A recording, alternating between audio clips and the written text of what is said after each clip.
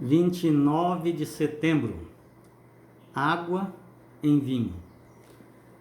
João 2, de 1 em diante. 3 dias depois do momento em que Jesus aparece ali e chama Natanael, ele responde: mas como que o senhor sabe o que eu estava fazendo, qual é o meu nome? E Jesus fala: você vai ver coisas muito maiores ainda, quando ele chama Natanael. Então, 3 dias depois disso, houve um casamento em Caná da Galileia. Achando-se ali a mãe de Jesus, Jesus também foi convidado com seus discípulos para o casamento. Tendo acabado o vinho, a mãe de Jesus lhe disse: eles não têm mais vinho.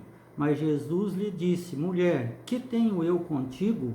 Ainda não é chegada a minha hora. Então ela falou aos serventes: fazei tudo o que ele vos disser.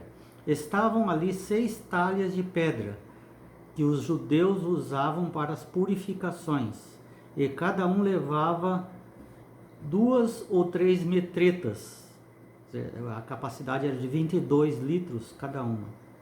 Jesus lhes disse: enchei de água as talhas, e eles as encheram totalmente. Então lhes determinou: tirai agora e levai ao mestre-sala. E eles o fizeram. Tendo o mestre-sala provado a água transformada em vinho, não sabendo de onde viera, se bem que os sabiam os serventes que haviam tirado água, chamou o noivo, mestre-sala chama o noivo, e disse: todos costumam pôr primeiro o bom vinho, e, quando já beberam fartamente, serve o inferior. Tu, porém, guardaste o bom vinho até agora. Com este, deu Jesus princípio aos seus sinais em Caná da Galileia, mas manifestou a sua glória, e os seus discípulos creram nele. Então, continua a história ali, né? Então nós vimos aqui João relatando, começando ali dizendo que desde o princípio Jesus, o Messias, já existia. Ele foi o Criador do mundo. Então nós vimos ontem que o Verbo se fez carne, o Verbo estava com Deus, o Verbo era Deus. O Verbo, palavra, Logos, é o Messias, Jesus. E aqui ele vem dizendo do primeiro milagre de Jesus. Já estava em plena atividade das suas, já tinha chamado até os discípulos já. Mas não tinha feito nenhum milagre ainda. Então, provavelmente o dono da casa era parente deles. Porque Maria estava ali e os criados foram falar para Maria que tinha acabado. Então ela era uma pessoa muito conhecida ali. Então eles comentaram com ela, e era assim uma vergonha, né, que chamar os convidados e a comida ou a bebida acabasse. Até hoje é constrangedor isso. E sendo ela provavelmente parente ali, também ia ficar chato para ela. Devia ter muitas pessoas ali. Então, e o casamento já tinha transcorrido várias horas. Por quê? Porque tinha acabado a bebida. Então já fazia tempo já que eles estavam ali. Acabou a bebida. Provavelmente eles estavam bêbados já. A palavra vinho, ela é usada, é uma palavra grega, oinos. Oinos é uma palavra que significa vinho fermentado e vinho sem fermentar. Então, aqui ele não fala qual que é fermentado e qual que não é fermentado. Você tem que ver no contexto.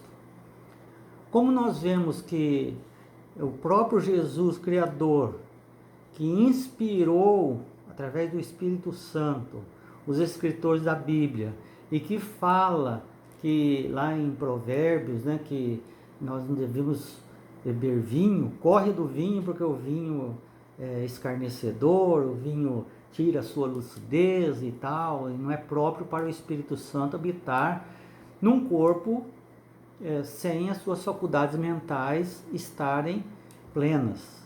Então Jesus não ia entrar em contradição com o que ele mesmo disse. Então a multiplicação ou a transformação da água em vinho, esse vinho é entendido no contexto do vinho não fermentado. Que Jesus não tomava vinho fermentado. Você não vê Jesus bêbado, os discípulos bêbados, né? Você não vê isso.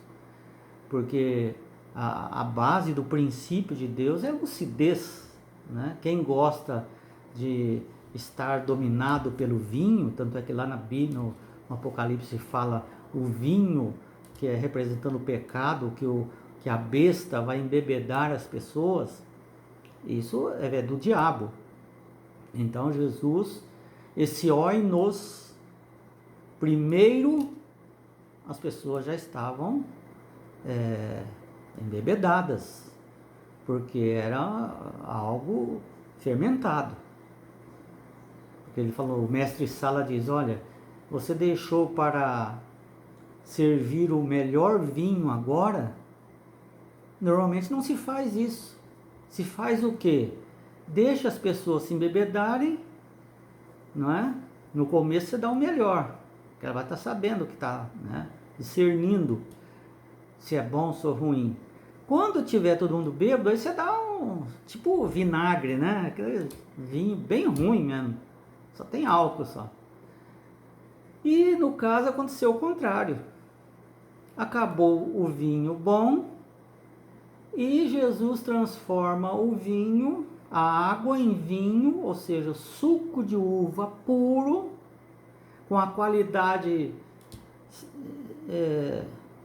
surpreendente para o mestre Sala, inclusive, porque quando os garçons foram lá, pegaram a água, encheram as talhas de 22 litros cada uma, 6 talhas, e disseram, ó, Jesus fala, pega essa água e vai mostrar para o mestre Sala.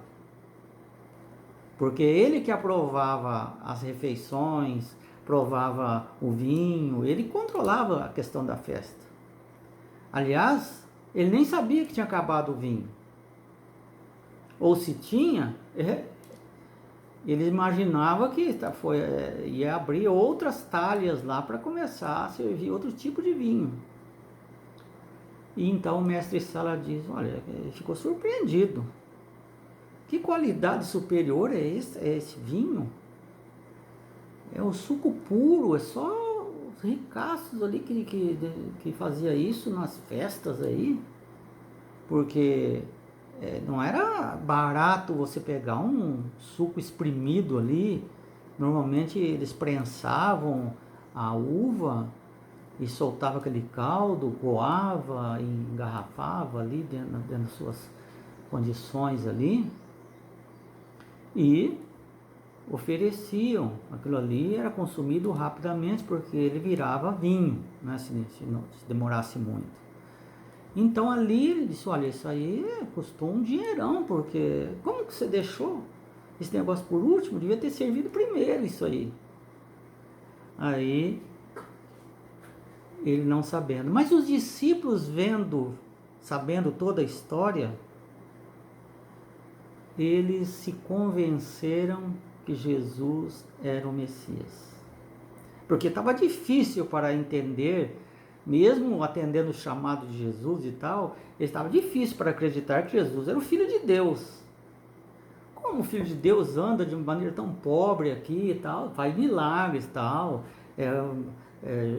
maior do que João, maior do que os profetas, você vê que Moisés também fez muitos, mas Filho de Deus? Então, quando viu esse primeiro milagre, eles passaram a abrir a mente para que pudesse ser o Filho de Deus e crerem que ele é o Filho de Deus.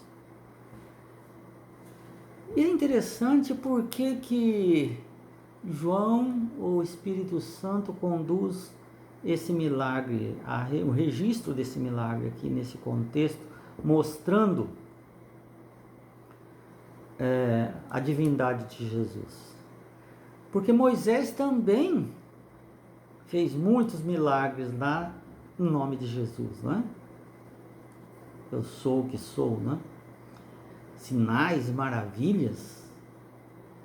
E quando ali para salvar o povo da escravidão egípcia, ele se concentra no maior rio que eles tinham, e era considerado um deus, aquele rio Nilo, um deus da fertilidade, da fartura e tudo mais, porque o Egito só era grande por causa do rio Nilo.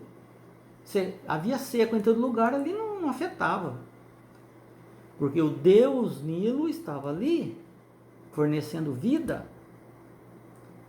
Então, Deus transforma a água em sangue e mata todas as coisas. Ou seja, o que Deus queria dizer? Essa divindade,